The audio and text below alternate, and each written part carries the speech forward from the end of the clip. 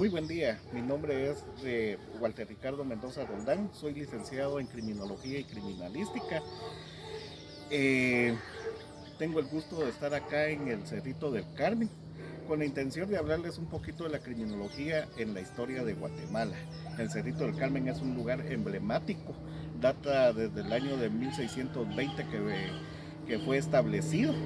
Juan Corzo es la persona que tuvo la misión de establecer acá el Cerrito del Carmen en el año de 1620. Se estableció la ermita, desde luego no era una ermita como la que ahorita tenemos en la actualidad, sino que era un rancho de bajo presupuesto, el cual se estableció acá en el Valle de la Leonora.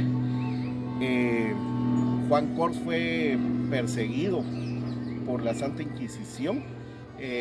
Hubo una fecha en que él desapareció y ya no se supo nunca más de este fraile. Acá en el Cerrito del Carmen, en las faldas del Cerrito, se dio la primera ejecución de pena de muerte en el nuevo Valle de la Asunción. Fue un legendario personaje, un legendario delincuente apodado Tucurú. Esta persona se dedicaba al robo, era un ladrón de poca monta. Aparte de eso, secuestraba y fue ejecutado en las faldas del Cerrito del Carmen. Hasta la fecha no se tiene un dato exacto si fue fusilado o él fue ahorcado. Ahora se presume que fue ahorcado acá en las faldas del Cerrito del Carmen.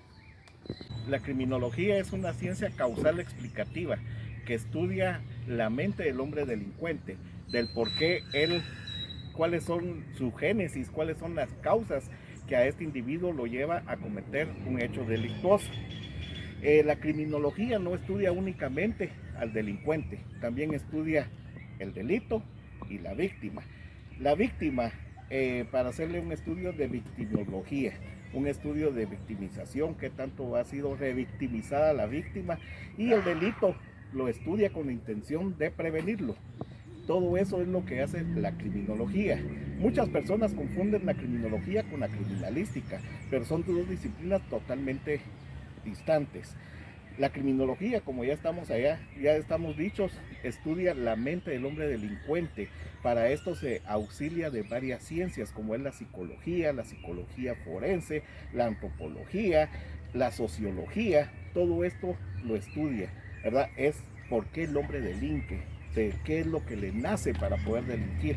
Mientras que la criminalística estudia el hecho consumado, el delito consumado, ya cuando se acometió el hecho delictivo, la escena del crimen, los indicios que se encontraron, el modus operandi que hizo que esta persona pudiera cometer ese hecho delictivo.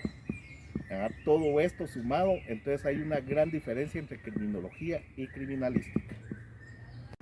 La criminología en Guatemala prácticamente es una ciencia nueva. Anteriormente, hablando en el siglo XX, ya se escuchaba sobre la criminología acá en Guatemala. Es una fiebre que empezó aproximadamente en el año 1876 con César Lombroso, que es el padre de la criminología, y varios guatemaltecos acudían a Italia a recibir este tipo de cursos, a recibir este tipo de maestrías, y retornaban ya con todo ese conocimiento acá en Guatemala. En los años 20 era un asidero, se hablaba mucho acá en Guatemala sobre la criminología, ya que se tenía bastante información del extranjero sobre esta nueva ciencia.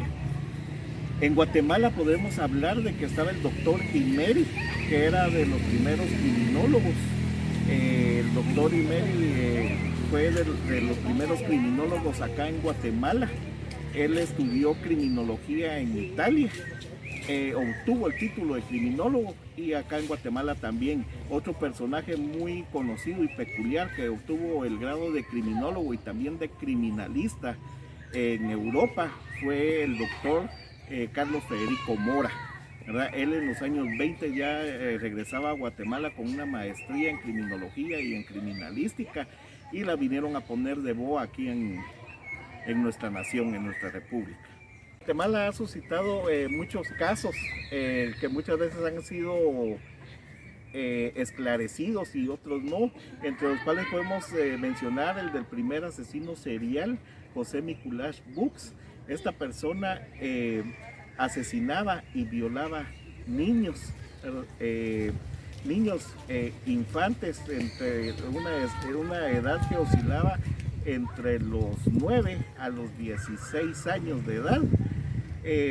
En Guatemala se vio envuelta en este caso de noticias que nunca se habían dado, como lo fueron de primero que los niños desaparecían de sus hogares, desaparecían de sus padres, y posteriormente aparecían muertos, aparecían asesinados en lugares periferios al área capital, a la ciudad, a la metrópoli. La metrópoli en esos años contaba desde el punto donde estamos ahorita, que es la primera calle, a la 18 calle, y de la 12 avenida a la primera avenida. Como vemos, de acá del Cerrito del Carmen partía la ciudad capital, lo que ahora conocemos como el centro histórico. Todo lo demás ya eran lugares aledaños, ya eran las periferias de la ciudad, que es donde estos niños aparecían asesinados y violados. Muchos de ellos aparecieron en lo que es Ciudad Vieja por la tribuna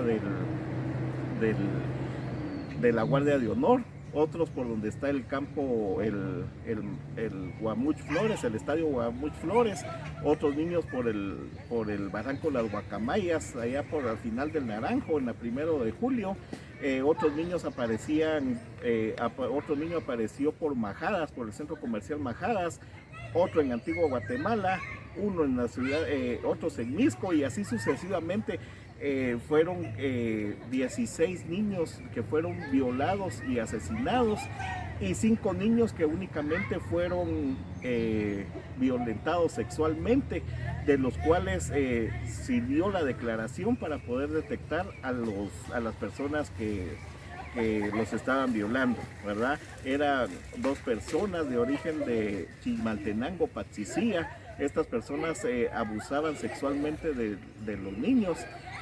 Al momento en que su modo operandi era llevarlo bajo engaños, lo encontraban en una calle transitada, y bajo engaños ellos hacían que el niño desviara su camino e ingresara a un lugar en despoblado, barrancos, muchas veces bajo los puentes. Entonces ahí hacían uso sexual del varón, y posteriormente lo asesinaban. Muchos de estos asesinatos ocurrieron por el placer psicológico que ellos les causaba al momento de la eyaculación, al momento de que los niños eran víctimas de una asfixia, al momento de que lo estaban asfixiando. Esto hacía de que los niños forzaran los esfínteres, y esto causaba placer a José Mikulash para poder eyacular, ¿verdad? Este fue el primer hecho acá en Guatemala, acaecido acá en Guatemala, que se tiene la connotación de la participación de un asesino serial, ¿verdad? En el año de 1946. Los crímenes fueron de enero a abril de 1946. Aparte de esto, en Guatemala se han llevado otro tipo de casos, los cuales sí han tenido una resolución con pena de muerte. Sin embargo, se ha sabido de que muchas de estas resoluciones también hubieron muchas personas que eran víctimas de un mal juicio, de un mal proceso, y fueron sentenciadas a la pena capital. En el año de 1951 ocurrió un crimen muy famoso, que era el crimen del Torreón. Este famoso crimen del Torreón se realizó en la 6ª avenida y 1ª y 2ª calle de la zona 9. Fue un 31 de octubre. Ahí fue una familia masacrada totalmente con machetes. El padre, la madre y sus 3 hijos, los 3 hijos de los cuales eran 2 varones, una señorita en la edad de 16 a 19 años. estos fueron asesinados por un hijo adoptivo en ese tiempo que se le llamaba hijo de casa. No es como en la actualidad de que se lleva un proceso para poder adoptar a un niño, sino que esto era únicamente, se hacía a simple voz que la familia adoptaba. Pero este niño que era adoptado no es como ahora que le dan un buen trato. Muchas veces lo utilizaban al niño para que hiciera las labores familiares. En vez de pagar un sirviente, el niño era el que se encargaba de hacer todo en la casa con tal de darle cobijo y comida. Esto desencadenó una furia en este muchacho y empezó a fraguar la mente de la familia. Ahí se encontraba, se le llama el crimen del Torreón porque existía una miscelánea que se llamaba el Torreón, una gran tienda donde vendían desde muebles hasta dulces. Entonces en esa tienda la idea de él con sus amigos, con los demás malhechores, era ingresar a la casa en horas de la madrugada, asesinar a toda la familia y prenderle fuego, pero ya tenían un camión afuera en el cual ellos iban a sacar todos los productos que querían robarse, ¿verdad? Todo le salió mal. La niña más pequeña estaba en otra habitación al momento que ocurrió esto y ella salió a la calle a pedir auxilio, ¿verdad? Al verse descubiertos, la planificación que ellos tenían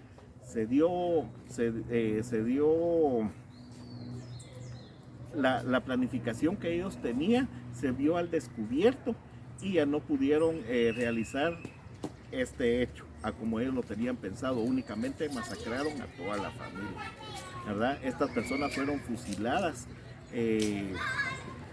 frente al paredón del cementerio general.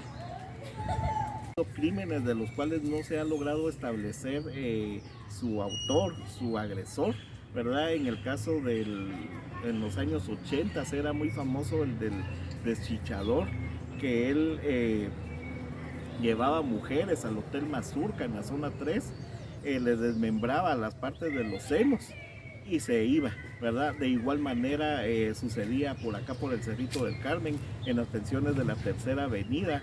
Había una persona que se tenía establecida que podría ser de origen salvadoreña, ya que esta persona ingresaba a una habitación de hotel con algún tipo de prostituta, la asesinaba y les dejaba siempre un colón. Les dejaba una moneda de colón, que era la moneda antigua antes de que se dolarizara El Salvador, y les dejaba un colón, ¿verdad? Nunca se supo la persona que cometió este tipo de crimen, de este tipo de hecho delictuoso. Se tenían siempre un tipo de aproximación, pero nunca se tuvo a certeza cierta quiénes eran las personas que cometían este tipo de delitos. En el año de 1976, en la colonia 1 de Julio, se suscitó un caso nada común.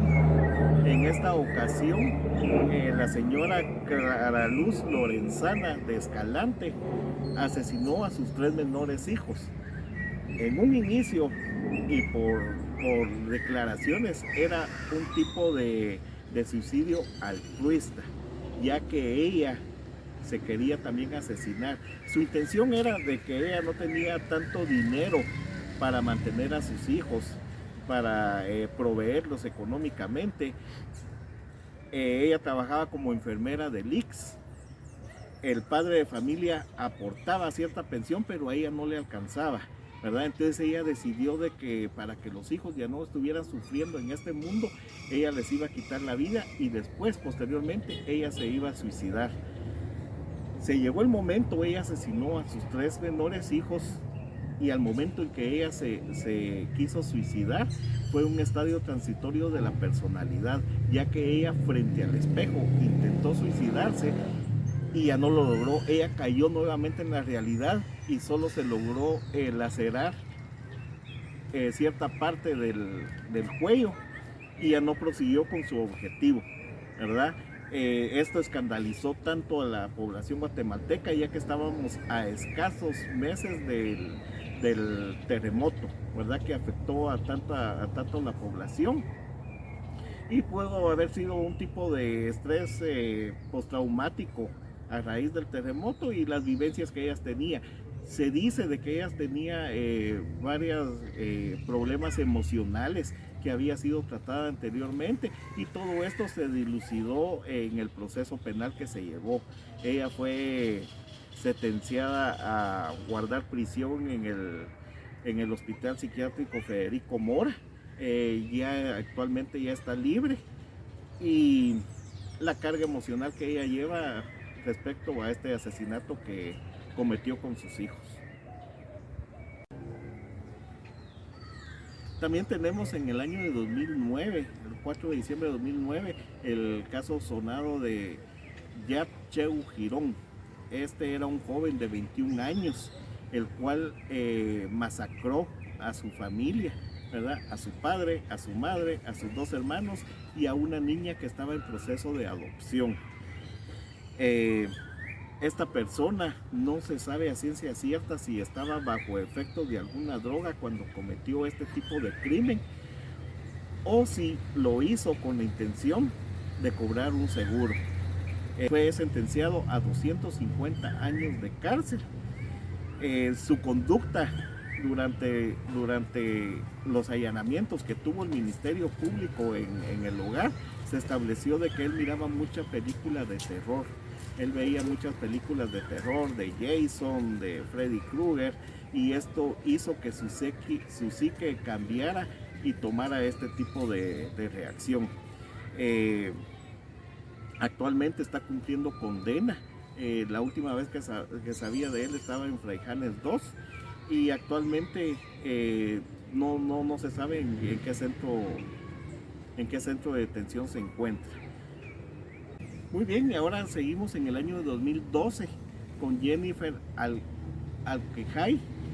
Esta persona cometió el delito de parricidio en contra de su hija Jennifer Vázquez Alquijay.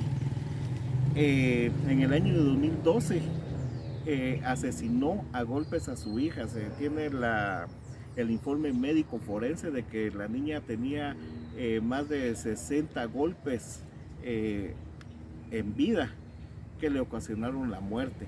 Al momento de que ella vio de que tenía el cadáver de su hija, ella la fue a dejar a un predio baldío y dijo que había sido víctima de un secuestro, que le habían secuestrado a la niña, pero posteriormente a base de investigaciones que se lograron realizar, se supo de que esta persona fue la que efectivamente llevó a su hija, y en la declaración que ella rindió, se tuvo ese tipo de conocimiento. La razón por la que la asesinó fue porque la niña se había comido unos tacos que era de su pareja homosexual en ese tiempo, y esto hizo que la enfureciera y cometiera este delito. Anteriormente ella había buscado unas medidas de seguridad en contra del padre de la niña, aduciendo de que él había cometido actos sexuales en contra de su menor hija, ¿verdad? Cosa que se logró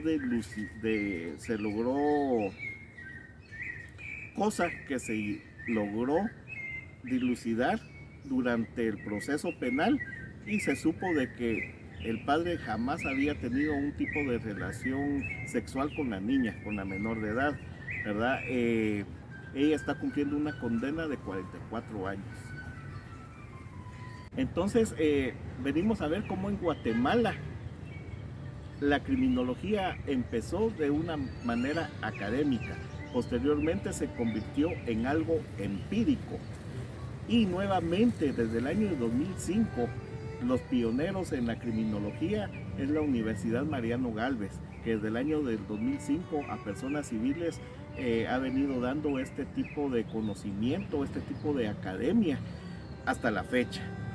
Lamentablemente el criminólogo acá en Guatemala únicamente ejerce en el ámbito del sistema penitenciario.